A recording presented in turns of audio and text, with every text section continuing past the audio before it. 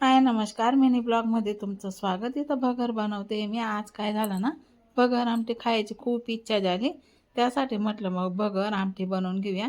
साईडला भगर होते तोपर्यंत चला म्हटलं आता भगर आमटी बनवते, तर सोबत मग वेफर तर पाहिजेलच आणि आवडतात तसं आमच्या घर सगळ्यांना. त्यासाठी म्हटलं आता इथं आधी तर वेफरच तळून घेते मी. भगर होते तोपर्यंत मी इथं वेफर मस्तपैकी असं तळून घेते. काय झालं, त्या दिवशी शिवरात्रीच्या दिवशी आम्ही रात्री भगर आमटीच बनवली होती.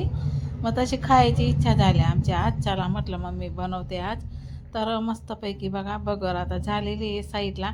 आता इथं वेफर पण माझे तळून झालेले आहे बघा, तुम्हाला दाखवते मी. त्यानंतर आता वेफर तळून झाल्यानंतर इथं आहे ना, राकेशने काय केलं होतं, डीमार्टला गेला होता. आम्ही त्याला पास्ता सांगितला होता, तर तो पास्त्याच्या जागेवर पोंगे घेऊन आला. त्याला वाटलं पास्ता आहे, बघितलं नाही, पाकिटच्या पाकिट उचलून घेतलं, तर ते पोंगे होते. ते पोंगे कोणते ते तुम्हाला दाखवते. आता इथं तर वेफर तळले गेले बघा माझे.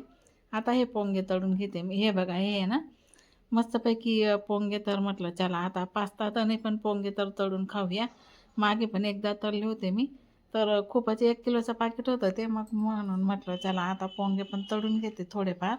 राशाला पण 1-2 हातात द्यायला कामाचे येतात. जास्त तेलाचं आम्ही देत नाही तिला, पण कधी कधी ती जर जास्तच काही नान करायला लागले तर 1-2 हातात देऊन देतो आम्ही त्याला.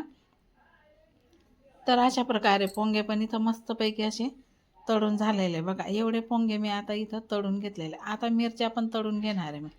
आता भगर आमटी म्हटली, वेफर म्हटले, तर मग मिरच्या तर तळाव्याच लागतील.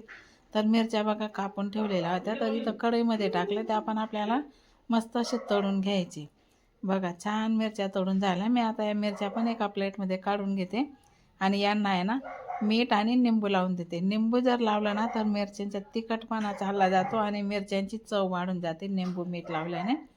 तर अशा प्रकारे मिरच्या मी एका प्लेटमध्ये काढून घेतले बघा. आता वेपर झाले, मिरच्या झाले, पोंगे पण तळून झाले. आता बटाटे फ्राय करायला टाकले मी आमटी बनवण्यासाठी तेलामध्ये. थोडं भाजीपुरताच तेल आहे, तर मग बटाटे मस्तपैकी टमाटे बटाटे इथं टाकून घेतले. थोडी शेंगदाण्याची कूट टाकून घेतली. आता आपल्याला इथं चटणी वगैरे टाकून घ्यायची. कढई हलते आहे ना, म्हणून मी थोडं शॉर्टकट घेते. आता पाणी टाकून दिलं मी. हे छान परतवून घेतलं मी आधी, तर नंतर पाणी टाकलं. चला तर मग भगर आमटी खायला. कसा वाटला आमचा आजचा मिनी ब्लॉग कमेंट करून नक्की सांगा. Bye bye.